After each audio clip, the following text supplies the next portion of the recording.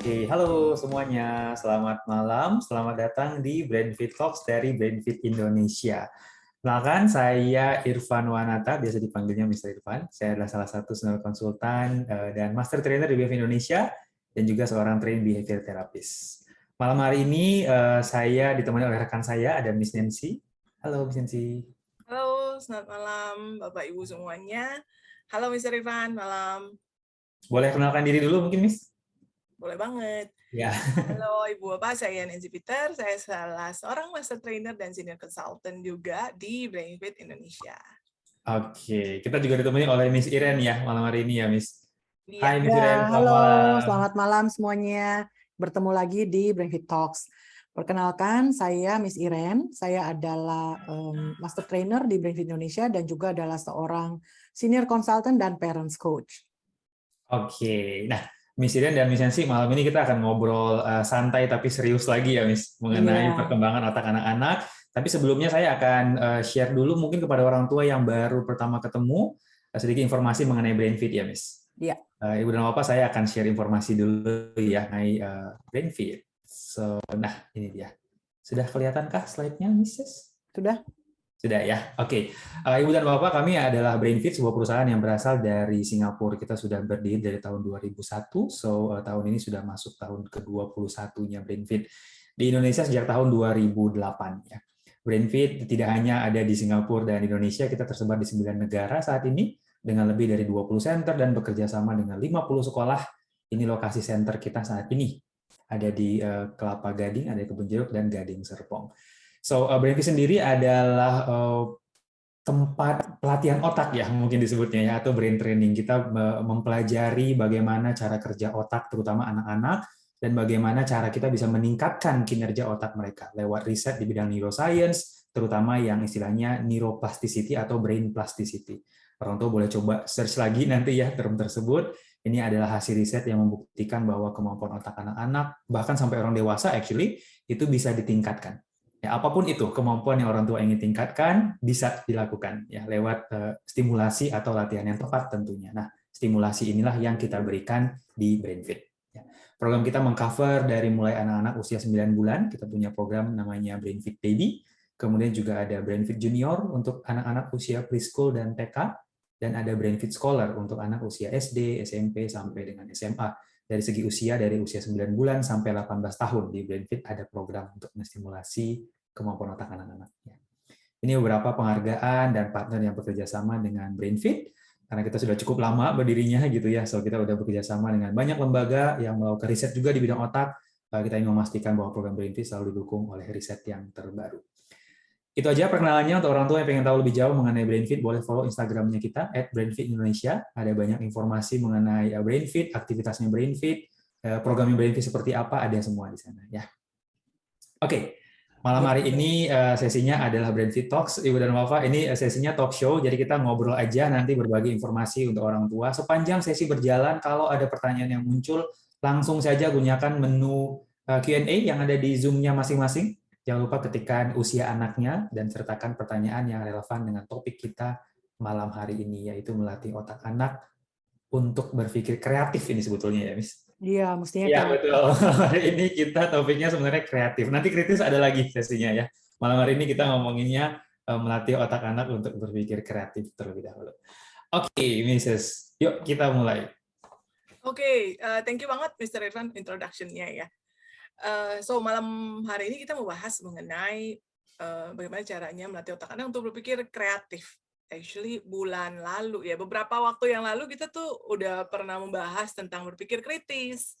Ya, jadi bagi parents yang baru pertama kali hadir di sesi Brainfit Talks dengan kami, yang belum sempat mengikuti topik-topik yang lalu, silakan ke YouTube channel kami Brainfit Indonesia. Di situ parents bisa lihat dan nonton topik-topik yang kami bahas yang telah lalu ya. Nah, malam ini berpikir kreatif. So, Miss Iren, berpikir kreatif dan berpikir kreatif itu beda ya. Bedanya apa ya? Oke.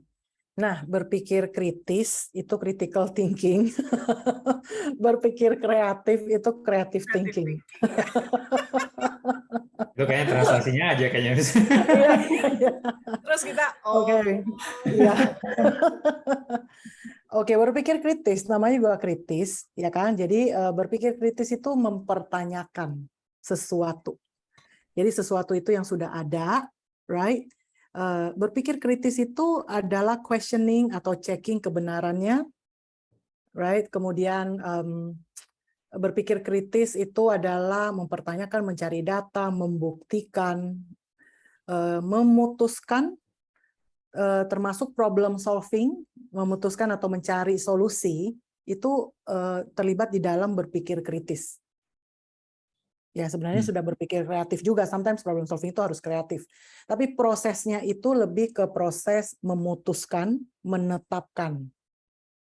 Dan di dalamnya itu terlibat adalah proses mencari data, membandingkan fakta, compare, dan lain-lain. Itu kritis.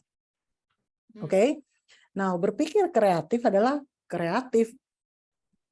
Dia nggak ada dasar. Pada dasar dia itu memunculkan sesuatu yang tadinya belum ada menjadi ada. Dia munculin aja, gitu, kreatif. Atau apa yang sudah ada diperbaharui atau di stretch atau di maximize sama dia, dimaksimalkan lagi, dikembangkan lagi. Jadi tadinya itu nggak ada, ya itu kreatif. Dia bisa thinking out of the box, nggak mengikuti yang biasanya. Tiba-tiba kreatif aja, gitu. Oke, now menurut Miss Nancy dan Mr. Irfan nih, dan juga boleh parents yang di rumah atau yang sedang mengikuti sesi ini boleh menjawab juga. Menurut Anda, manakah yang lebih penting? Berpikir kreatif atau berpikir kritis? Dua-duanya Atau pastinya. kamu pengennya lebih yang mana gitu? Oh, kalau nggak boleh pilih dua-dua. Harus pilih satu, berarti harus pilih satu. Ayo, Miss Nancy belum menjawab.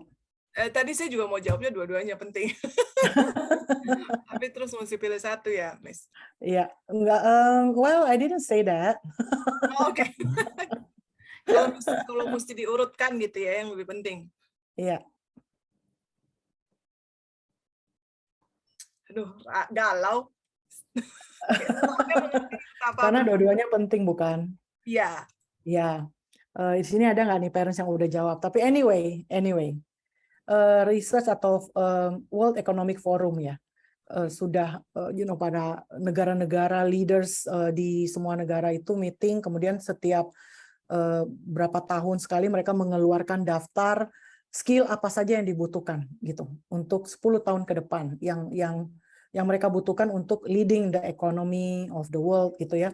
Dan sebenarnya di tahun abad ke-21 ini yang dibutuhkan tuh salah satunya adalah critical thinking dan creative thinking. Selain itu ada communication, collaboration gitu ya. Tapi yang pasti critical thinking dan creative thinking itu merupakan top 5 di antara semua yang dibutuhkan. Oke, tadi saya tanya kan mana yang lebih penting, mana yang menurut kamu ada gitu. Menurut dan jawabannya sudah pinter dan bagus. Dua-duanya. Kita nggak perlu milih salah satu. Kenapa?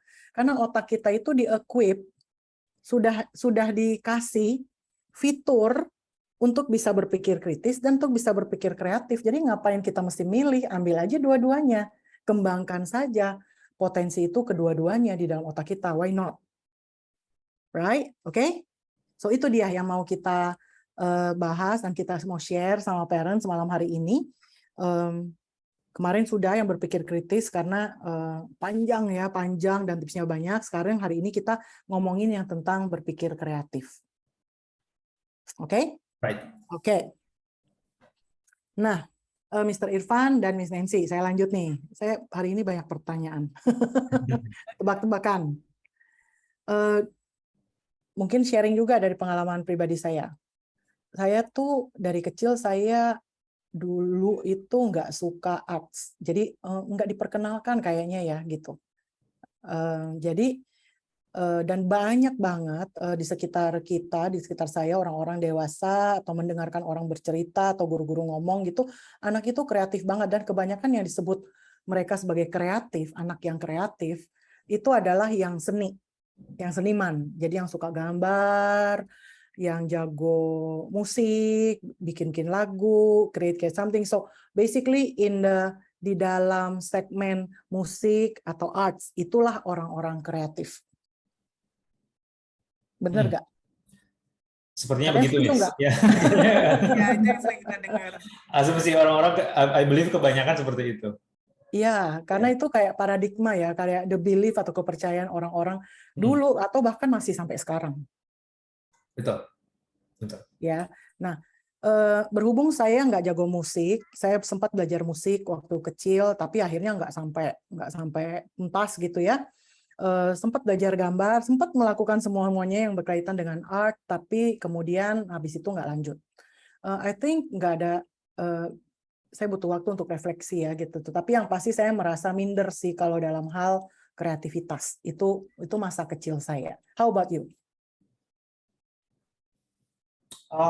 Definitely so, ya benar banget, Miss. Apalagi kalau saya tipenya juga yang lebih ke berpikir kritis kayaknya ya, like problem solving gitu kan. Benar banget dari kata Miss Iren, pelajaran art itu paling berasa banget ya, paling miris berasanya gitu, karena hasil artnya saya pasti yang nggak bagus. Ketika gitu. melihat orang gambar kayak, kok bisa sih keluarnya gambar apa gitu? Iya betul. Gambar sebenarnya kalau pelajaran lain yang perlu berpikir sih nggak apa-apa gitu, tapi begitu untuk kreativitas, wah selalu saya berasa lebih kecil sendiri di kelasnya. Iya betul. Miss Nancy gimana? Kayaknya kita sama ya.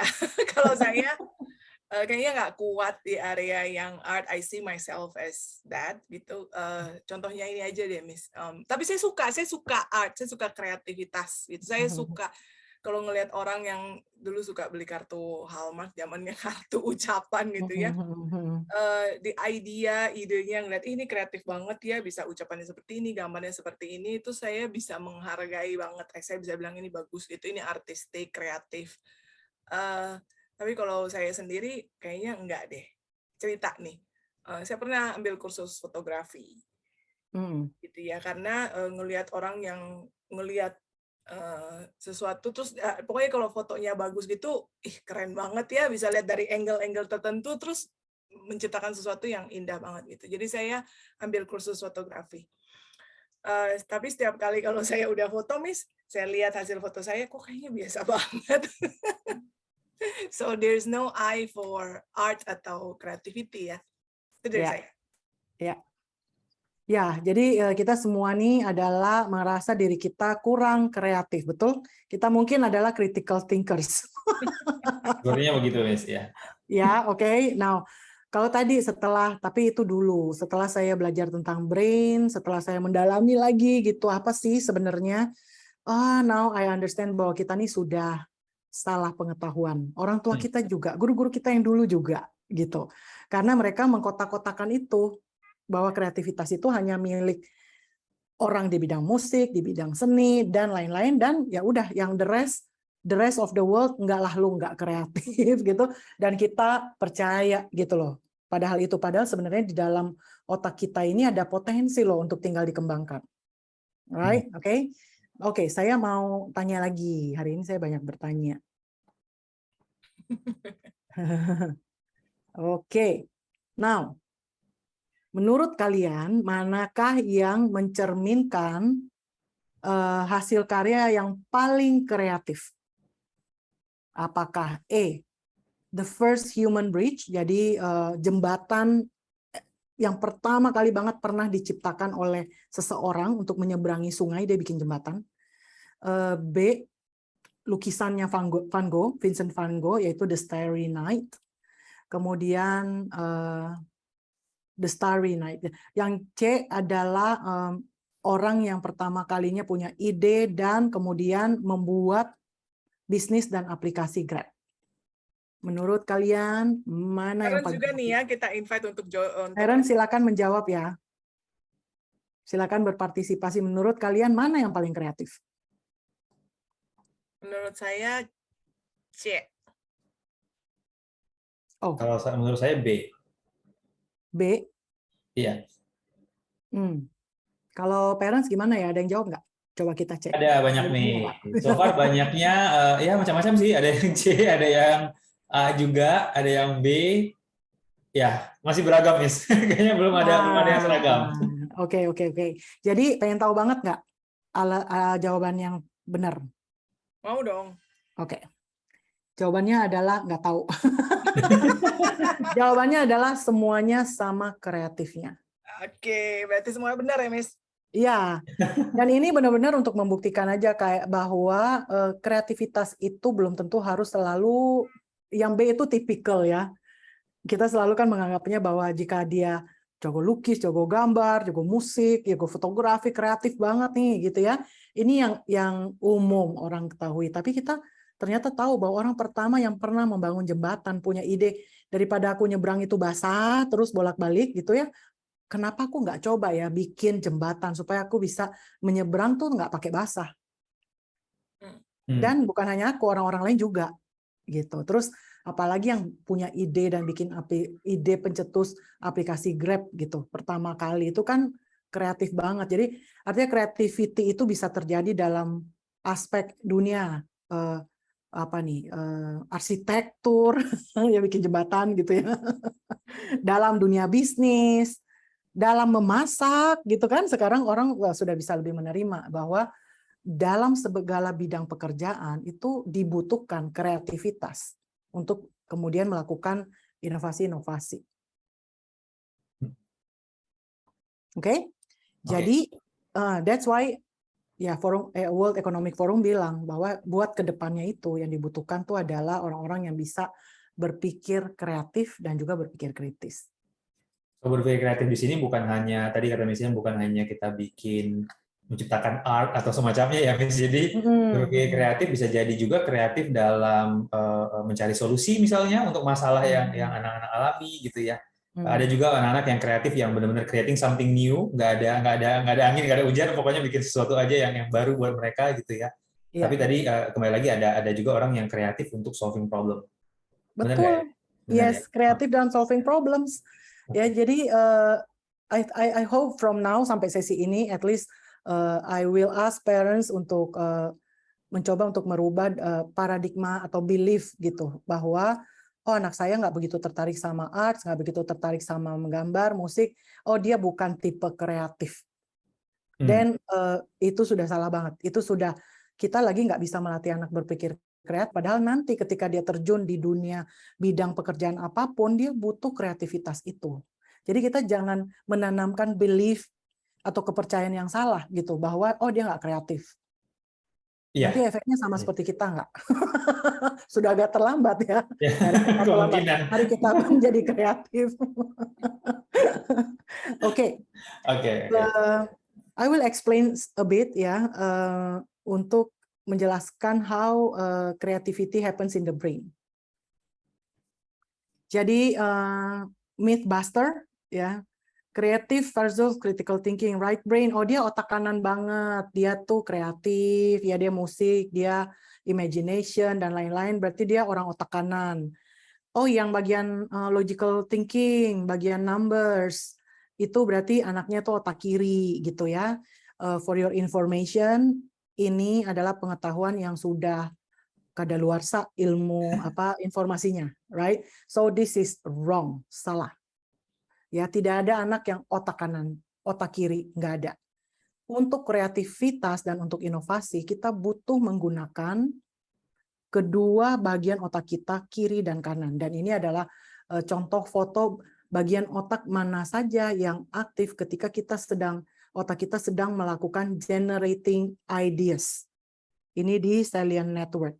Tapi setelah generating ideas, kita mulai di dalam otak juga kita lakukan pemeriksaan, kayak benar nggak sih? Kalau begini terus gimana? Apa aku coba ini? Apa aku coba ini aja deh. Proses mengambil keputusan dari ide-ide yang ada mengaktifkan Central Executive Network, yaitu executive function, which is in the frontal lobes, kiri dan kanan. Oke, so creative thinking, critical thinking membutuhkan kedua sisi otak, left and right. Jadi ini Mythbuster lagi ya, bahwa don't ever say again bahwa dia orang otak kanan, dia orang otak kiri. Tuhan itu memberikan kita otak dua sisi loh, bukan buat dipakai hanya sebelah. Harus pakai dua-duanya karena memang fungsi-fungsinya itu ada di kedua sisinya. Oke, Nah, dengan cepat aja, because ini terlalu technicals, untuk creative thinking itu dibutuhkan 2 proses berpikir. Tahapan pertamanya adalah divergent. Divergent itu adalah generate options, generate ide, exploring possibilities, brainstorming, unconstrained, pokoknya nggak ada batasnya, nggak ada kata salah, benar, masuk akal, nggak masuk akal, reasonable atau unreasonable, nggak ada yang kayak gitu. Pokoknya generating aja semuanya.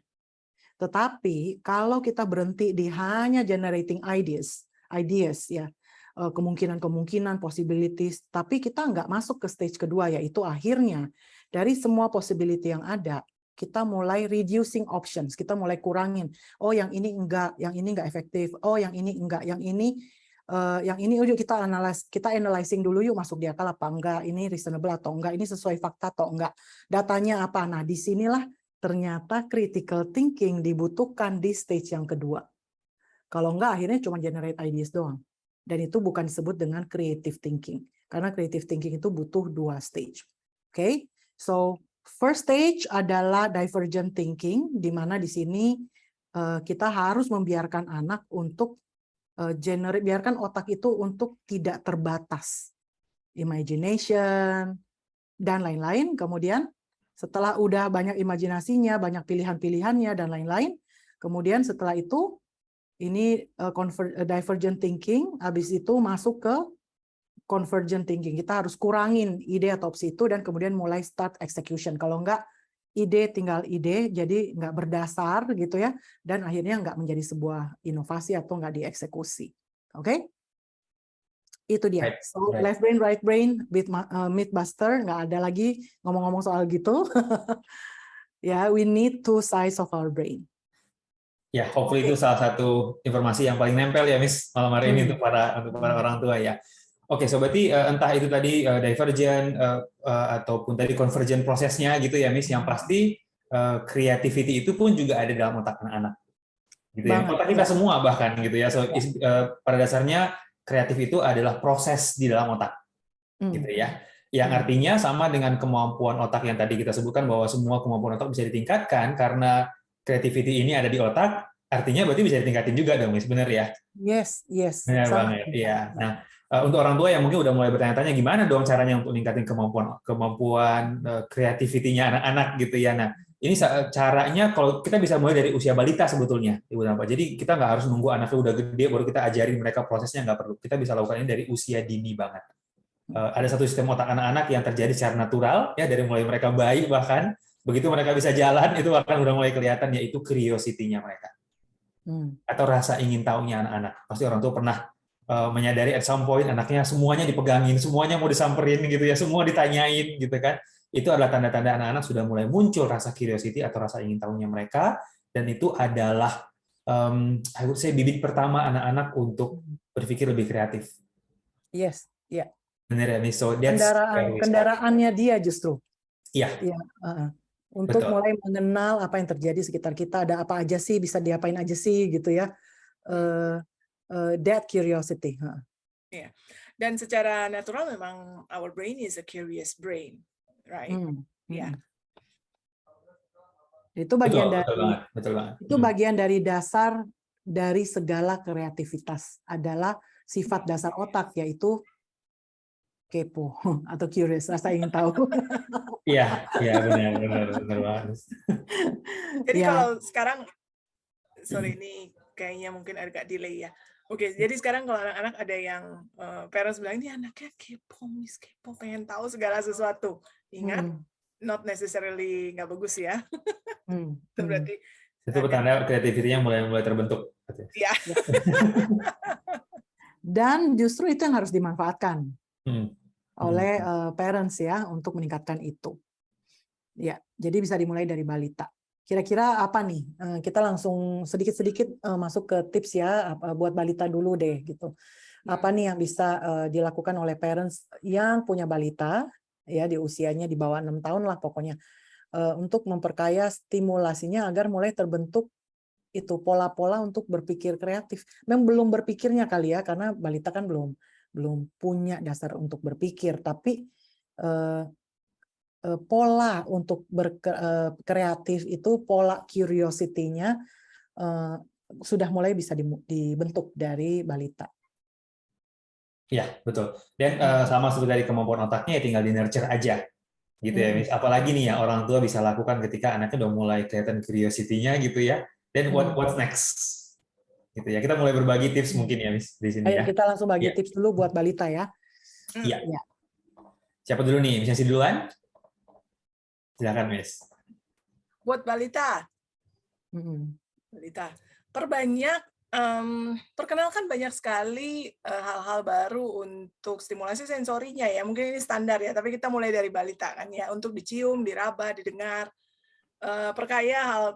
Perkaya stimulasi tersebut, karena seperti ngisi tadi ya, informasi tadi kan, supaya otaknya tuh punya modal atau data bahan banyak gitu ya, perlu kasih cium berbagai macam bunga, bau-bauan ya, kayu putih, segala macam bau-bau itu dikasih. Yang paling banyak sekarang umum ketahui kan sensory play, kayaknya sensory play yang tactile. Untuk tactile itu udah umum ya, parents juga udah tahu gitu. Tapi kadang-kadang nggak cuma touch aja.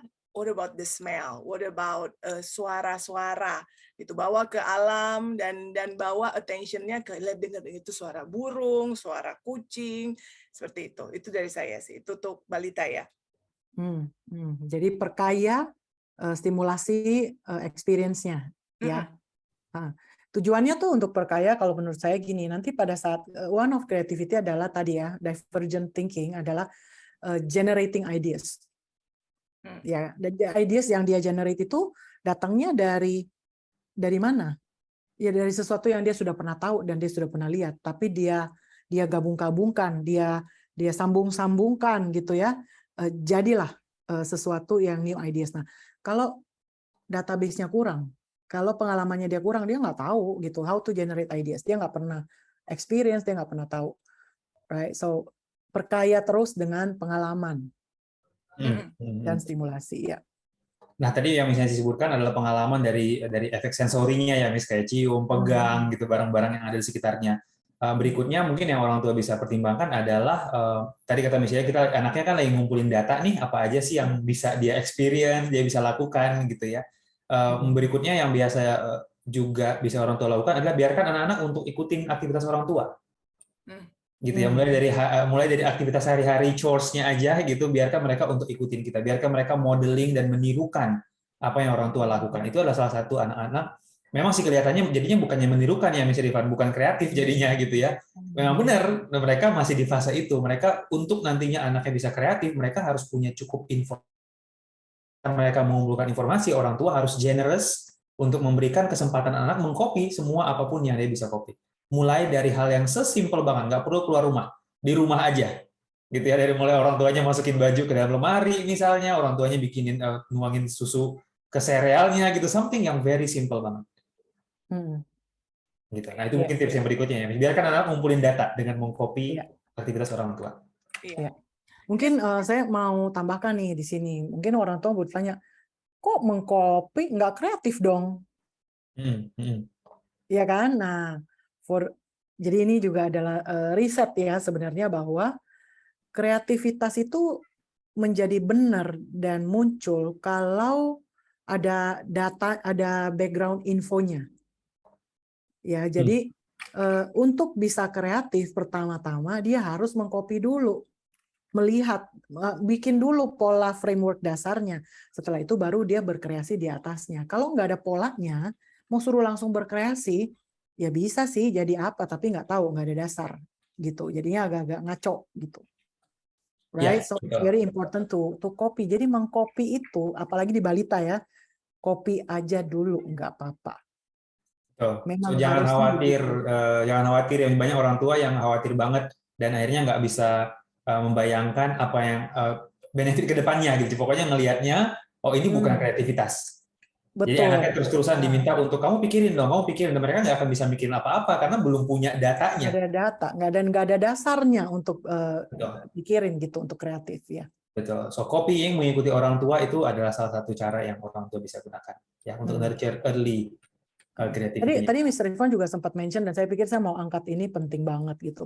Orang tua mungkin berpikir bahwa oke, saya lesin anak ya matematika, Inggris, terus kalau buat kreativitasnya apa? Oh, berarti les gambar gitu atau les musik.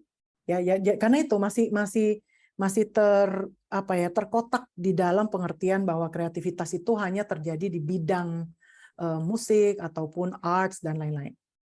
Padahal seperti yang Mr. Irfan ceritakan, kreativitas bisa mulai dari rumah. Misalnya contoh, ketika kita melipat baju dan masukkan ke lemari gitu ya, kita tunjukkan dan ajak dia untuk melakukannya persis sama seperti yang kita lakukan. Setelah dia lancar dan dia lihat, dia ngerti nih fungsi, oh konsepnya begini, kalau lipat baju tuh biar pas masuk ke lemari gitu ya misalnya, biar pas dengan kotak di shelf yang ada, kemudian harus disusun nih biar gampang diambil dan lain-lain. Setelah dia lancar mengikuti kita, mungkin setelah itu kita mulai challenge. Nah, ini udah masuk, ini mulai challenge baru.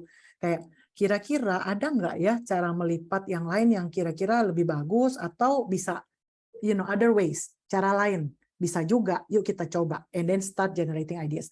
Tapi first of all, framework dasarnya dia harus ngikutin dulu.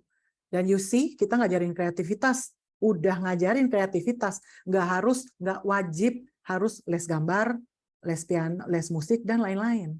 Because it starts from home. Ya, betul. Kita lagi activating the brain network of creativity ya. Iya, betul. Ya, oke. Jadi kita lakukan di mana saja, kapan saja. Ya, oke. So, another thing yang mungkin bisa orang tua pertimbangkan adalah dalam pemilihan mainan ya, Miss. Tadi saya Miss Iren bring up soal les-lesan gitu, which was a very good point. Banyak banget orang tua yang ekspektasinya kita adalah kirim ke les yang berhubungan dengan art, anaknya jadi artistik gitu ya. Unfortunately, not that simple gitu. Apalagi kalau kebetulan di lesnya juga banyak instruksi yang tertutup, close-ended instruction, jadinya anaknya malah jadi mengikuti instruksi. Gitu kan. Sebenarnya kalau menurture kreativitas bisa dilakukan di rumah sebetulnya. Bahkan ketika orang tua tidak ada waktu yang selalu bisa spend sama anaknya, mungkin hanya terbatas gitu ya. Dalam hal mainan yang kita beli pun, itu juga kita bisa mulai lebih aware dengan mainan yang kita pilihkan ke anak-anak. Ya, dalam artian coba pilihkan lebih banyak mainan yang istilahnya itu open-ended toys. Namanya ya, open-ended toys. Saya coba share slide-nya. Ini contoh beberapa tools yang kita pakai di BrainFit Baby ya. Betul banget. Nah, ini contohnya ya, Ibu dan Bapak. So, ini adalah mainan-mainan yang memang nggak kelihatan kayak mainan sih sebetulnya ya, tapi justru ini adalah a good example untuk orang tua boleh pilihkan ke anak-anak. Karena mainan ini nggak ada satu aturan cara mainnya. Yes. Ya, ada banyak cara bermainnya. Contoh yang paling gampang adalah balok. Ya, balok atau basically blok-blok mainan yang orang tua bisa pakai gitu. Ini adalah contoh salah satu open-ended toys. Gitu. Atau pretend play misalnya, main masak-masakan atau kalau main I guess ya masak-masakan gitu ya atau salon-salonan kalau anak-anak cewek mungkin gitu. Sesuatu yang again nggak ada aturan mainnya. Mereka boleh lakukan itu dengan cara apapun. Iya. Nah, ini contoh beberapa open-ended toys yang orang tua bisa dapatkan. Mungkin di awal harus main bareng dulu sama orang tua karena kembali lagi tadi anaknya harus contoh dulu orang tuanya cara mainnya gimana gitu kan. Tapi setelah beberapa waktu orang tua bisa tinggalkan anaknya bermain sendiri. Mereka akan punya ide-ide yang mungkin akan mengejutkan orang tua. Ya, nah ini salah satunya open-ended toys. Jadi mainan-mainan yang bisa dijadikan apa saja gitu ya, Mr. Irfan, ya, open-ended toys. Kayak balok itu kan kalau dilihat cuman balok sendirinya itu apa sih, cuman balok-balok persegi panjang kotak shapes aja gitu kayak biasa banget, tapi bisa disusun akhirnya membentuk sebuah barang yang baru. Ya itu kreatif banget sih ya. Iya, betul. Kemudian yang saya tambahkan lagi, kalau kita sudah beli open-ended toys, ada cara mainnya yaitu open-ended way. Jadi jangan kita udah beli balok terus anaknya dia nyusun satu balok, dua balok, kemudian dia bilang ini mobil gitu. Kemudian parentsnya bilang mobil kok nggak ada rodanya, mana dong, taruh dong rodanya di depan nih, roda tuh di belakang. Kata siapa roda tuh harus di depan dan di belakang. Kalau creativity dan imagination itu nggak ada aturannya. Right? Now, sometimes parentsnya udah katanya beli open-ended toys, ya udah kita beli. Tetapi harus belajar juga cara reflecting, cara bermain dengan anak secara open-ended. Artinya ya jangan kita tentukan ini salah, ini benar ketika bermain. Kalau kita lagi stimulate creativity network in the brain. Betul. Ya. Betul. Ini juga salah satu yang kita sering lakukan sebagai orang tua nih, karena takutnya kan anaknya salah paham gitu. Jadi kita cepat-cepat koreksi gitu kan. Roda nggak boleh di situ. Contohnya tadi yang mikirin Ya. gitu kan ya. Kalau kan it's not like anaknya langsung beneran mau bikin mobil juga gitu sih. So it doesn't really matter sebetulnya gitu kan. Ya. Gak mudah itu buat orang tua. Iya. Sangat tidak mudah. Karena kita sudah diprogram ya, otak kita ini sudah di growing up, kita juga adalah hasil apa ya, pendidikan gitu ya, bertahun-tahun gitu. Kalau ulangan atau bikin PR kan selalu ada yang salah dan benar. Right? So salah dan benar itu penting banget, sehingga waktu kita ngajarin anak juga kita kasih tahu ini salah, ini benar, ini salah, ini benar, ini salah, ini benar. Dan biasanya itu yang mematikan kreativitas, because mereka begitu takut untuk thinking atau doing something out of the box. Iya, betul banget, Miss. Mungkin satu lagi kali ya, Miss, terakhir. Tadi kita udah ngomongin soal kita pilihin open-ended toys gitu kan, dimana memang biasanya tidak selalu terlalu menyenangkan untuk anak-anak gitu ya. Kita harus ajarin dulu cara mainnya, tadi open-ended play yang Miss Irian sebutkan. Mungkin yang terakhir adalah kadang-kadang kita sebagai orang tua cepet-cepet, anaknya udah nggak suka lagi mainannya, kita beli lagi yang baru gitu kan. Sebenarnya sih yang dibelinya sih semuanya open-ended toys, tapi anaknya nggak pernah punya kesempatan untuk actually mainin mainannya. So tips saya berikutnya adalah biarin aja anaknya bosen. Jadi nggak perlu selalu dibeli mainan atau diganti mainannya gitu ya, just because anaknya kelihatannya nggak tahu cara mainnya, biarin aja. Gitu. Sometimes ketika anak-anak bosen dan nggak ada pilihan mainan lain yang lebih seru gitu ya, disitulah mereka mulai figure out, ini mainan saya yang banyak ini diapain lagi ya? How else am I going to play these toys gitu kan? Dan itu biasanya kesempatan di mana anak nurture kreativitasnya mereka juga. Iya, betul. Gitu. So jangan takut membuat anak bosen ya. Ibu dan bapak mereka akan cari tahu sendiri kok cara mainnya gimana. Jadi pada saat mereka bosan, mereka cranky, mereka rewel, itu adalah momen-momen di mana ibu-ibu perlu bertahan, ya, jangan rescue, kasih sedikit ide, nudge sedikit gitu ya, bisa diginiin, gini, tapi jangan langsung di rescue, diganti mainannya atau diajak pergi atau apapun. Sometimes mereka perlu bosan tadi, dan saya mau tambah bahwa itu memang ada risetnya. Bahwa creativity atau ide-ide cemerlang itu biasanya akhirnya muncul atau pop up setelah period vakum. Tidak berpikir apa-apa, tidak punya agenda, tidak sedang bekerja, tidak sedang punya goal apapun, blank aja, vakum, istilahnya tuh memang lagi ngelamun gitu ya. Baru the part of the brain mulai akhirnya mencari dan membentuk koneksi-koneksi, berusaha untuk menghibur diri kayaknya brainnya. Tapi dalam proses itu tiba-tiba new connections atau dots itu making dots akhirnya ketemu. Gitu. Right? Jadi biarin saja mereka boring, tetapi ada brain research di baliknya bahwa memang lewat boring dan daydreaming itu baru datanglah kreativitas. Iya, betul. So jangan khawatir Ibu dan Bapak ya. Iya.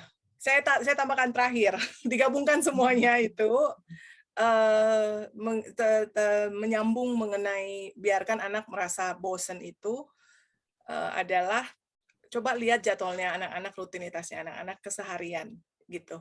Kita biasa sering banget dengar parents nggak bisa membiarkan anaknya kalau kosong, karena biasanya kalau jadwalnya kosong macam-macam atau maunya carinya gadget gitu kan, jadi biar dia nggak nonton TV atau main gadget, diisi semuanya dengan aktivitas gitu. So apabila mau nurture kreativitas, mesti ada dalam rutinitas mereka di mana jadwal mereka free play dijadwalkan gitu. Ini jadwalnya free play, terserah mau ngapain, of course, tapi tidak gadget gitu ya, karena gadget dia jadi occupy lagi, itu tidak nurture creativity. Terserah mau ngapain gitu. Biasa anak-anak I'm so bored karena nggak boleh TV, nggak boleh ini kan, nggak boleh gadget gitu, bisa kebayang nggak kayak apa, terus nggak ada kerjaan, nggak coloring, nggak apa. Ini dari situlah dikondisikan mereka akan muncul dengan ide-ide. Gitu. Tapi tentunya kalau bisa nggak boleh TV, nggak boleh gadget, cuman kalau bisa di rumah banyak open-ended materials ya. Ya betul, ada materinya ya. Ada materinya ya, kalau nggak bener-bener nggak ada apa-apa gitu kan, yang ada dia ngamuk beneran.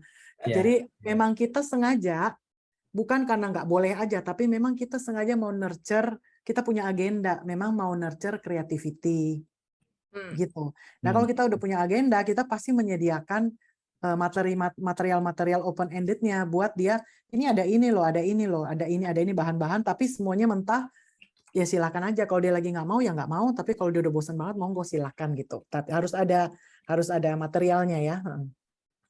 Iya, satu cerita saya ingat banget our founder ya Michelle Rocha pernah cerita bahwa beliau memang mesti kerja, dan karena beliau tahu research ini anaknya udah bosen banget, Mami I'm so bored gitu.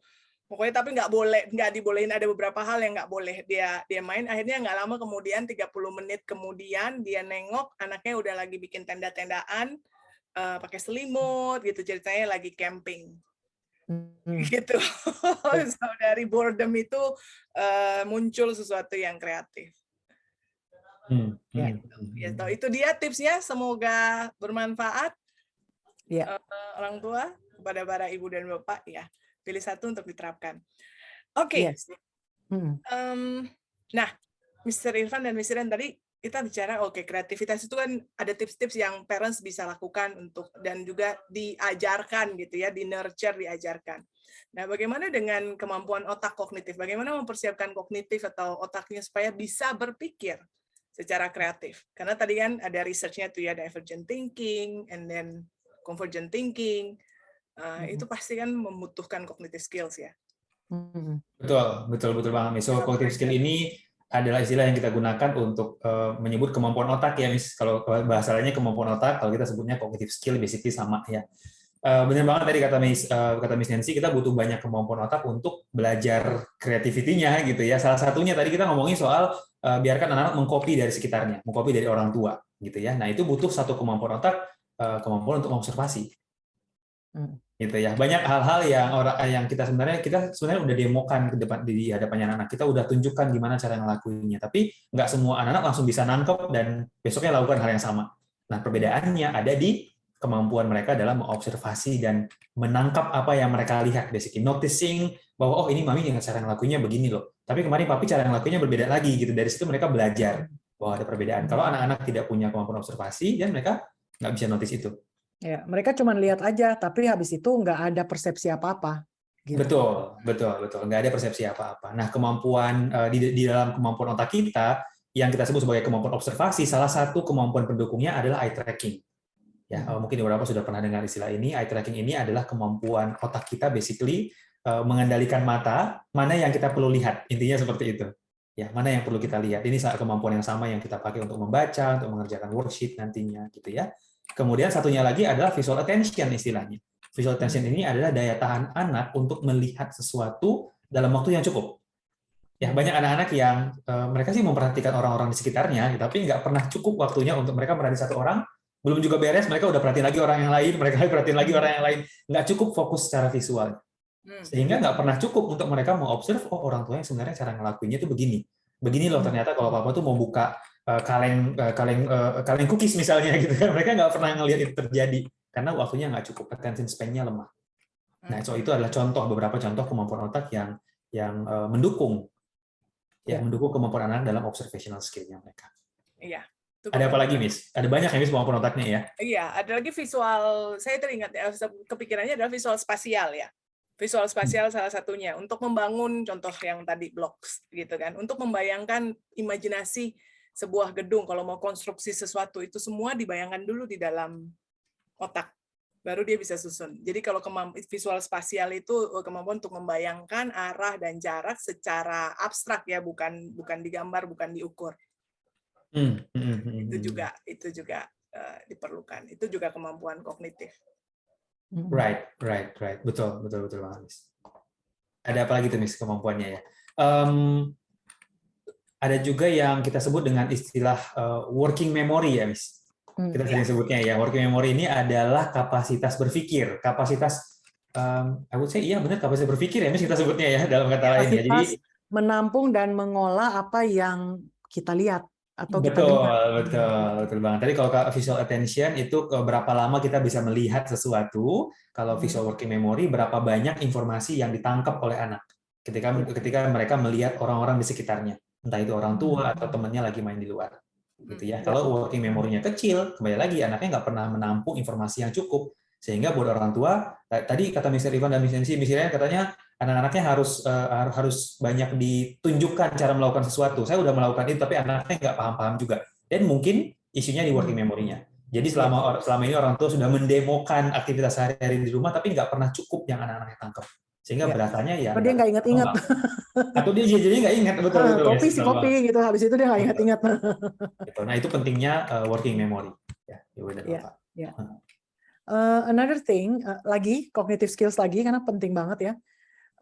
Tadi kan creative thinking itu ada 2 stage. Satu yang divergent, jadi yang generating option semuanya gitu ya. Nah, satu lagi yang convergent, mengambil keputusan. Jadi gini, misalnya seorang anak itu dia sudah mulai memperhatikan papanya, mamanya kalau lipat baju kayak gimana, dia perhatiin kalau lagi mau buka kaleng cookies ternyata keras nih, nggak bisa. Papanya biasanya pakai apa, tapi kalau mama pakai cara yang berbeda gitu. Dia mulai nih, dia observational, dia lihat, oh ternyata bisa begini dan bisa begitu. Observational. Oke, jadi ya. Nah, terus kemudian dia mulai mengcopy. Berhasil. Nah, the next stage adalah dia mulai pikir. Besoknya ketika dia mau buka, misalnya mau pinjem garpu gitu buat nyongkel tutup cookies. Ternyata garpunya nggak ada. Yang biasa dipakai papa mamanya itu nggak ada alatnya di situ. Disinilah dimana dia harus punya kreativitas. Kayak fungsi dasarnya kan adalah buat nyongkel, ya. Jadi aku bisa pakai apa aja. Nah itu mulai tuh dia masuk ke stage itu. Tetapi jadi di situ dibutuhkan executive function, kemampuan otak untuk mengambil keputusan, right? Memilih, membuat pilihan. Ada tusuk gigi, ada benang, ada ini, kira-kira yang mana ya? Dan dia harus mengambil keputusan. Secondly adalah execution. Setelah itu dia harus beraksi, dia harus melakukan. Kalau dia sudah punya ide, dia harus bikin, dia harus kerjakan. Dan itu dibutuhkan motor planning, execution. Dia harus motoriknya harus oke untuk bisa dia mengeksekusi ide-idenya itu. Kalau enggak, ide mah tinggal ide. Tapi enggak pernah ada keputusan, enggak pernah ada kesimpulan, enggak pernah ada percobaan-percobaan yang dilakukan. Akhirnya enggak menjadi kreativitas. So, untuk menjadi kreatif, kita perlu proses mulai dari A, berpikir, observasinya, kemudian berpikirnya, kemudian memorinya, kemudian sampai eksekusinya. Which is motor function, motorik, motor planning, fine motor skills, semuanya diperlukan. Iya. To be creative, ya. Jadi kreativitas itu jangan cuma berhenti sampai di thinking, tapi harus sampai di eksekusi. Karena ketika dia lakukan, datang lagi ide baru, making new connections lagi. Oh, bisa lebih baik. Coba ini, coba itu. Tapi mencoba-coba itu butuh motor skill. Ya, oke. Nah, di BrainFit kita pada dasarnya di BrainFit itu mengecek semua kemampuan kognitif dasar gitu ya untuk membantu anak maksimal dalam belajarnya dan juga dalam melakukan kegiatan sehari-hari and also mempersiapkan proses berpikirnya dia gitu. So in BrainFit kita punya ya assessment namanya cognitive map untuk mengecek beberapa banyak sebenarnya kemampuan-kemampuan dasar ini. Miss Nancy bisa tolong jelaskan mungkin? Ya, ini dia. Ini contoh hasil dari cognitive map report. Jadi ada 5 pilar di dalam otak, 5 brain pillars ya, di belahan sebelah kiri maupun belahan sebelah kanan. Jadi di seluruh bagian otak ada motorik, visual, auditory, fokus, dan emotion. Jadi cognitive map assessment ini untuk mengukur apakah kelima pilar ini sudah sesuai usia perkembangannya. Tadi skill-skill yang tadi kita mention yang diperlukan untuk bisa menjadi kreatif, berpikir kreatif. Ini dia ada attention-nya, hijau dan biru itu, hijau sudah sesuai usia, biru itu di atas usianya, yang merah sama kuning itu area-area yang belum optimal gitu. Jadi dengan begini parents bisa cek ya untuk melihat apakah kemampuan-kemampuan mendasar untuk bisa berpikir kreatif itu sudah sesuai usia belum perkembangannya anak. Nah, informasi lebih lanjut mengenai cognitive map assessment ini Ibu Bapak bisa hadir ke info session kami. It's a free session di mana Bapak Ibu bisa mendapatkan informasi lebih jauh ya untuk cognitive sample assessment dan juga bagaimana kita bisa meningkatkan kemampuan-kemampuan dasar tersebut. Bagi Ibu Bapak yang hadir akan mendapatkan gift voucher senilai Rp250.000 yang bisa digunakan untuk assessment-nya. Oke. Untuk linknya silakan scan QR code ini atau ada informasinya di chat dikirimkan oleh Miss Ayu. Itu dia Miss Iren dan Mr. Irfan. Oke, thank you Miss Nancy. Oke, beberapa tadi kita udah berbagi, kita udah ngomongin soal berpikir kreatif ya, kemudian kita bagikan apa yang terjadi di otak kita ketika kita berpikir kreatif gitu ya, proses berpikirnya, plus kita juga udah bagikan tips untuk orang tua ya. So sekarang kita mau jawab pertanyaan dulu nih, Miss Nancy dan Miss Iren ya. Ada banyak banget pertanyaannya, thank you dan Bapak. Ada beberapa pertanyaan yang saya kesampingkan dulu karena mungkin tidak terlalu relevan dengan topik kita malam hari ini. Untuk orang tua yang merasa pertanyaannya tadi belum sempat kejawab gitu ya, boleh coba cek YouTube channelnya Brainfeed Indonesia. Di sana ada banyak episode-episode Brainfeed Talks lainnya yang mungkin lebih relevan dengan topik yang orang tua ingin tanyakan ya. So pasti akan ketemu jawabannya di situ. Most likely akan ketemu jawabannya. Malam hari ini kita fokus ke pertanyaan yang berhubungan dengan kreativitas dulu, gitu ya. Oke. Miss, ini ada beberapa pertanyaan actually ya. Kita coba, saya bacain satu dulu ya, Miss. Ini kayaknya untuk Miss Iren nih, kayak cocoknya nih. Saya bacain ya, Miss. Dari Bu Putri. Beliau bertanya bagaimana dengan aturan bermain, prosotan contohnya ya, dari atas. Tapi anak sering sekali manjatnya dari bawah. Gitu ya. Jadi menurut orang tua, anaknya itu kayaknya lagi berpikir bahwa itu kreatif gitu ya. Mereka cari cara lain untuk bermain prosotan. Tapi tanpa harus lama-lamaan muter-muter dan naik tangga ngantri gitu mungkin ya. Gitu. Tapi kan jadinya mengganggu anak yang lain ya. Dari pengalaman saya bisa berbahaya juga sebetulnya gitu ya, Miss. Nah, gimana nih Miss Iren? Ada yang bisa dibagiin nggak, Miss, untuk orang tua yang punya pertanyaan serupa dengan ini ya? Saya mau balik ke kreativitas. Jadi yang saya jawab ini tidak ada benar atau salah ya, karena kan kreatif. Oke. Kreativitas, tapi kreativitas itu bukan tanpa batasan gitu. Ada batasannya, yaitu tetap batasannya harus safety. Ya, jadi itu prinsip pertama banget dan prinsip terpenting yang nggak bisa kita langgar adalah kreatif boleh, tetapi tetap harus mengutamakan safety. Oke. So maybe aku cuman berandai-andai. Kalau anaknya mau mencoba nih cara termudah untuk naik ke prosotan dari bawah, dari samping, gelandutan di mana gitu ya, pakai lompat ke sana kemari. Selama itu kayaknya dia bisa menjaga dirinya aman, ya udah gitu, right? Basically prinsipnya itu. Tetapi bagaimana dengan keamanan anak-anak yang lain? Jadi boleh kita ajak anaknya mau, oh you are so creative, kamu kreatif banget, kamu mau coba ya berbagai cara. Coba kayak gini, coba kayak gitu, coba kayak gini. Mama lihat kamu memang mau nyoba-nyoba banyak hal. Yang mana nih yang paling cepat, yang mana yang paling oke, ini aman nggak? Tapi kemudian bilang, tapi kita boleh nyobanya kalau aman buat anak yang lain. Kalau kayak gini nggak aman ya, kasih tahu aja. Oke, so how about nanti kalau playground-nya udah sepi, nggak ada anak yang lain, baru kamu nyoba-nyoba. I mean, maybe aku akan ngomong seperti itu. Jadi saya tidak akan mematikan kreativitasnya dan bilang, semuanya harus dari belakang manjat naik atas terus prosotan turun naik lagi gini gitu doang kan. Tapi saya akan menjelaskan kenapa nggak sekarang karena lagi rame. Nanti kapan-kapan kita benar-benar datang, nggak ada orang, terus kamu boleh nyoba. How about that? I think that's brilliant. Ya, benar banget nih sebenarnya. Dan kembali lagi tadi kita ngomongin soal satu kemampuan otak, yaitu kemampuan observasi ya. Bisa di-trigger mungkin, ajak anaknya untuk coba dia lihat anak-anak lain mainnya seperti apa.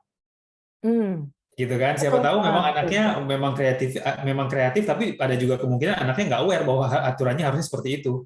Betul. Gitu. Jadi kita jangan hanya melihat bahwa, jadi kita mesti lihat ini kreatif atau nggak ngeh. Iya. Karena ada anak yang awareness-nya belum sama sekali terbentuk, awareness of surrounding, karena motoriknya lemah, perkembangannya mungkin ada keterlambatan, sehingga dia nggak ngeh anak-anak lain ngapain gitu. Pokoknya dia jalan aja sesuai apa yang dia, menurut dia ke-triggernya maunya apa, itu aja yang dia lakukan tanpa observasi sekitarnya. Jadi kita mesti perhatiin bener nih, ini kreatif, mau mencoba-coba, atau nggak aware. Iya, betul banget, Miss. Oke, thank you, Miss Iren. Ada pertanyaan dari Bu Santa, setelah kita bisa mengidentifikasi anak punya creativity, bagaimana cara bisa meningkatkan kreativitas tersebut? Tadi sudah kita bagikan beberapa informasinya ya, Bu Santa, hopefully tadi nggak kelewatan. Kalau kelewatan nanti episode ini juga kita akan upload ke YouTube channelnya Brainfit ya, Bu Santa dan Ibu dan Bapak. Jadi boleh disimak lagi nanti bagaimana cara menurture kreativitasnya anak-anak. Ya, so saya skip dulu pertanyaannya. Kemudian ada dua pertanyaan nih Miss yang menarik yang mungkin kita jawab berbarengan ya. Dari Bu Perswina bertanya mengenai apakah menonton konten video membuat kemampuan creativity thinking meningkat atau cenderung menurun, gitu ya. Plus ada pertanyaan dari Bu Gracia, kita gabung ya Miss. Ini kayaknya masih berhubungan nih contohnya. Kalau dari Bu Gracia nanyanya dari segi games di komputer, apakah gamenya bisa memicu kreativitas dan kalau bisa game yang seperti apa? Nah, ini Miss. Saya ya. Actually saya mau jawab juga, Miss. Ini saya jawab karena kebetulan banget beberapa hari yang lalu dapat ini baca jurnal riset yang terbaru ya, yang mempelajari soal efek nonton video dan pada dasarnya video dan games terhadap kreativitasnya anak-anak gitu. So menariknya Bapak yang ilmuwan temukan sebenarnya bukan soal apa yang anaknya tonton atau mainkan sebetulnya, tapi proses apa yang anaknya lewati ketika mereka menonton ataupun main gamesnya. Gitu ya. Contohnya kita ambil main games dulu deh. Contohnya, hampir semua games punya potensi untuk melatih kreativitas. Kalau anaknya mainnya benar-benar menurture proses kreatif dalam otaknya. Jadi mereka mainin games-games yang contohnya tidak ada instruksi spesifik. Jadi open-ended game juga sama seperti tadi mainan, yang butuh open-ended toys. Gamenya juga sama. Ada tipe-tipe games yang open-ended games. Jadi nggak ada tujuan jelasnya. Basically mereka masuk ke dunia tersebut, mereka bikin karakter dari nol, dan mereka explore dunia tersebut. Contohnya seperti itu ya. Game-game seperti itu biasanya lebih nurture kreativitasnya anak-anak. Tapi kembali lagi, ada anak-anak yang bermain game tersebut pun mereka terlalu fokus kepada misi apa yang mereka selesaikan di game tersebut. Nah, anak-anak yang bermain seperti itu, meskipun mereka bermain game yang sama, dampak kepada kreativitas mereka bisa berbeda. So it's not really about the game, it's about how they play the games. Gitu. Video pun juga ternyata sama, Ibu dan Bapak. Although kalau tadi kita ngomongin soal game, hampir semua game bisa nurture kreativitas, kalau video kebalikannya. Hampir semua efeknya kebalikannya, karena anaknya nggak ngelakuin apa-apa sebetulnya. Mereka cuma duduk dan seperti seolah-olah diberi teori mengenai kreativitas, tapi nggak harus ngapa-ngapain. Gitu. Jadi mereka tuh passive receiver. Jadi passive receiver, betul banget, Miss. Ada beberapa tipe video yang bisa nurture juga ke arah nurturing kalau misalnya orang tua nonton bareng sama anaknya. And then sambil mereka lemparin pertanyaan, oh di videonya begitu loh. Kalau kamu di situasi seperti itu, ngapain ya kira-kira? Kira-kira gimana lagi ya ntar? Kira-kira apa lagi loh ntar yang terjadi? Kira-kira harusnya dia ngapain lagi ya? Itu bisa membantu. Tapi kembali lagi bukan soal videonya sebetulnya, tapi soal proses apa yang dilewati oleh anaknya ketika dia nonton videonya. Kalau nggak ngapa-ngapain, kemungkinan besar jadi passive receiver. Yes. Kalau kita temenin dan kita tanya-tanya lebih lanjut, kita membuat mereka jadi berpikir gitu ya.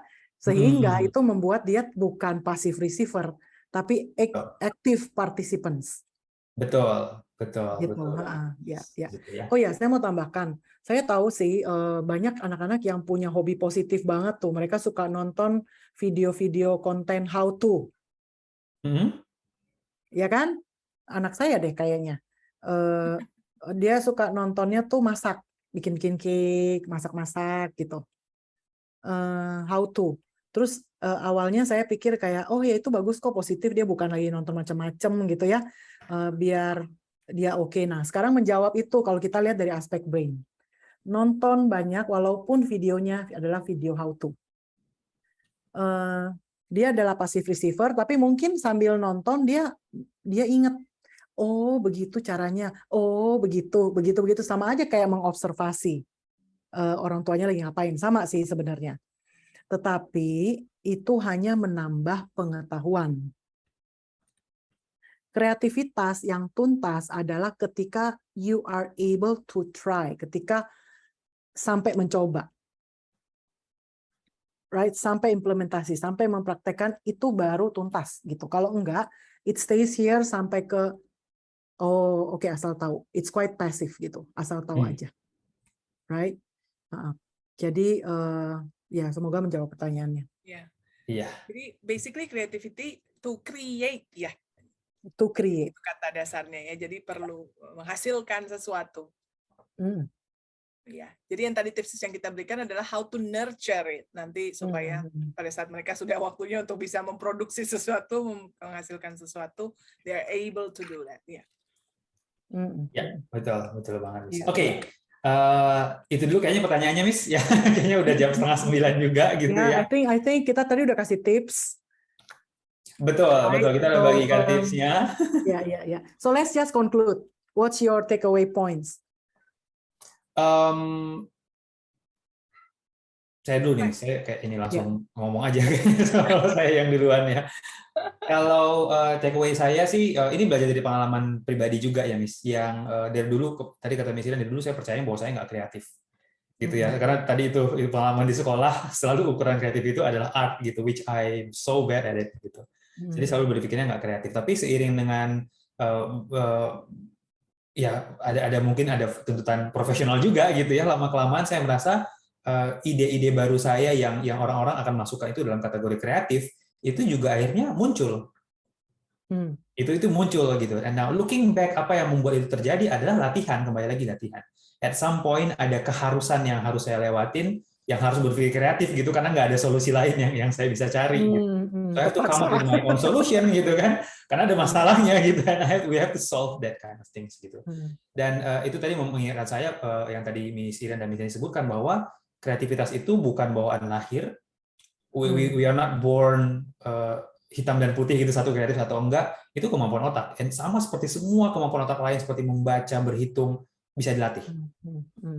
Gitu. Dan di anak-anak apalagi gitu ya, otak mereka itu lagi berkembangnya gila-gila banget gitu ya seusianya mereka gitu. So apapun yang orang tua lihat, mungkin anaknya berasanya kurang kreatif gitu, tinggal di nurture aja, Ibu dan Bapak gitu. Kalau saya aja yang udah dewasa bisa gitu ya, apalagi anak-anak kecil yang masih full of curiosity. Tadi ingat curiosity adalah bibitnya gitu ya, bibit kreativitasnya gitu, tinggal di nurture aja dengan tips-tips yang tadi kita udah bagikan. Start to choose the right type of toys, the right type of video games gitu ya. And I believe anak-anak kita berapa tahun ke depan semuanya punya kreativitas yang cukup. Mantap. Thank you, keren. Miss Nancy. Takeaway saya. Ya. Ternyata saya juga bisa kreatif. Saya tunggu kreativitasnya. Oke, that's all? Iya. Oke. Kalau from me, saya mau pesan lagi sama parents. Kembali ke very basic. Yuk kita mulai kenalkan kata kreatif kepada anak dengan persepsi yang benar. Ya. Jangan misalnya dia punya usul atau punya ide gitu ya. Kita akan bilang wow, that's creative, ide yang kreatif. Yuk kita coba. Jadi jangan cuma sekedar berhenti di ide, tapi yuk encourage atau dukung mereka untuk mencobanya. Dan sometimes creativity itu banyak yang fail, nggak apa-apa. Dan respon kita ketika dia fail, itu yang mesti dihati-hatiin. Oh, namanya juga percobaan. Kita coba lagi cara lain. Oh, mungkin sekarang belum nemu. Ya udah, kita coba lagi, tunggu lagi aja. Nanti lagi. That's how we nurture creativity. Dan kita perlu perkenalkan itu kepada anak. Right? Dan dia nggak boleh lagi mendengarkan kalimat kayak, oh mama dulu kurang kreatif karena mama nggak bisa gambar. Oh mama nggak bisa musik, mama tuh nggak kreatif gitu. Jangan lagi ada seperti itu, karena anak-anak dengar dan dia merasa, oh aku juga nggak bisa gambar, aku juga nggak bisa musik, berarti aku nggak kreatif. Oke, nah, padahal they can be very creative. Kita hanya perlu memperkenalkan kata itu dan kita nurture sepanjang berapa tahun? 25 tahun. The brain and dan seterusnya ya. I think di mana-mana perusahaan yang dimanapun bekerja, orang-orang kreatif adalah orang-orang yang selalu mendobrak, menemukan inovasi-inovasi baru, dan inovasi itu adalah tulang punggung atau darah atau apa ya, growth, kunci keberhasilan dan pertumbuhan dari any company, any institution dimanapun itu, right? Karena creativity itu bikin kita nggak pernah ketemu kata stuck atau berhenti, karena kita bisa berkreasi. So start from that. Betul banget. Okay? So it's more like a investment kayaknya ya untuk anak-anaknya. Kita nurture creativity-nya mereka ya. Betul. Because they will need it. Yeah. Oke, kalau begitu, Mrs. Kita umumkan Kita bisa judul umumin dulu ya berikutnya. judul yang berikutnya ya, Miss Nancy. Silakan, Miss Nancy. Ya, judul yang berikutnya. Oh, kemana slide saya? Sebentar. Oh, ini dia. Baik, judul kita untuk 2 minggu lagi ya. Untuk 2 minggu lagi adalah bagaimana membantu anak yang kesulitan dalam soal cerita matematika. Ini banyak sekali kita dengarkan dari tangan semuanya. Topik yang kita pilih sih karena kita dengar dari orang tua ya. Apalagi ini sudah mulai mau masuk sekolah yang lebih serius, bukan berarti yang kemarin nggak serius, tapi ya lebih serius lagi gitu kan. Yang kemarin nggak serius ya. Serius, tapi ini lebih serius lagi. Lebih serius lagi. Oke, baik. Nah, untuk pendaftarannya per hari ini belum dibuka ya. Jadi follow us on Instagram untuk free registration-nya pada saat sudah bisa mendaftar. Dan kami juga mau mengumumkan ada kabar gembira. Ini ada buku Brain Sculptor, pengarangnya adalah our one and only Miss Iren Peter. Ya, kami bangga sekali, kami senang sekali bahwa buku itu akhirnya akan launching per tanggal 3 Agustus. Ya, follow us on Instagram pada saat hari H-nya nanti akan ada promo atau mungkin hadiah surprise ya, Miss Iren ya? Yes, ada surprise nih. Di follow dulu aja Instagramnya. Special prize, follow dulu aja. Instagram Iya. Brain Fit Indonesia ya. Atau Instagramnya Irene Peter ya. Yes, seperti itu. Iya. Okay. Mungkin bisa ceritain sedikit, Miss, ini isi bukunya apa ya, Miss? Brain Sculpture. Oh ya.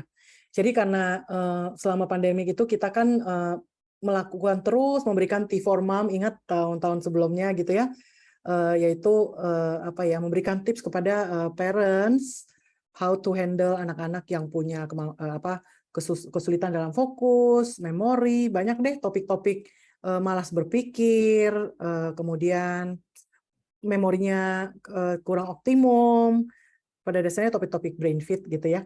Ternyata tuh banyak peminatnya, jadi ibu-ibu tuh merasa topik yang begitu berat sebenarnya tentang otak, tapi di T4 Mom itu bisa di-deliver dengan enteng dan juga banyak tipsnya gitu.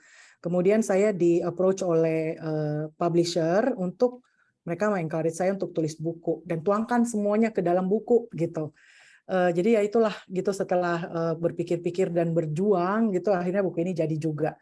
Nah yang menariknya di dalam buku ini bukan ada komiknya, jadi publishernya sangat generous banget untuk mencarikan saya ilustrator agar saya bilang ini berat nih ngomongin tentang brain, emang ada ibu-ibu yang mau baca gitu ya. Tapi mereka bilang bikin seringan mungkin. Oke, so we came up with comics ya. Kemudian saya bilang saya inginnya ini bisa jadi tips dan membantu banget buat para moms. Jadi saya bikin T4 Mom Reflection. Jadi ini khusus buat minum teh ya pada saat ibu-ibu lagi mau belajar sambil meluangkan waktu buat diri sendiri. Ada point-point of reflection buat ibu-ibu gitu. Jadi sangat menarik banget sih. So I hope it really helps. Totalnya ada 10 bab. Ada pengalaman pribadi saya dan juga tips-tips yang sangat praktis gitu. Oke, ya. Untuk orang tua better parenting tips mungkin ya, Miss, dari pengalaman-pengalaman yang Miss Iren sejauh ini. Perspektif, gitu ya. Betul. And tadi seperti kata Miss Iren dikemas dengan bahasa yang sangat mudah dipahami ya, terus ada ilustrasi dan sebagainya ya. So looking forward to it, Miss. Yeah, we are so excited for this book. Iya, okay, betul. That's it, Ibu Bapak. Ya, Mr. Irfan ya. Iya, Miss. Thank you, Miss. Jangan lupa untuk hadir di info session. Betul sekali, info sessionnya ya, Ibu Bapak, untuk mengetahui lebih jauh mengenai apa yang Brain Fit lakukan, yang mungkin juga bisa membantu kreativitasnya anak, gitu, atau paling tidak untuk assessment yang tadi kita bahas, untuk orang tua mengetahui lebih jauh apa sih kebutuhan anaknya, benar nggak sih ada kemampuan otak yang belum kuat sehingga anaknya kelihatan belum kreatif, atau sebenarnya udah cukup kuat tinggal di nurture aja oleh orang tua, gitu ya, bisa kita temukan informasinya di situ. Oke, thank you so much Miss Nancy dan Miss Iren, kita bisa sudahi dulu sesinya. Terima kasih sekali lagi beberapa yang sudah hadir, semoga informasinya berguna. Selamat malam, sehat selalu. Selamat malam. Bye-bye.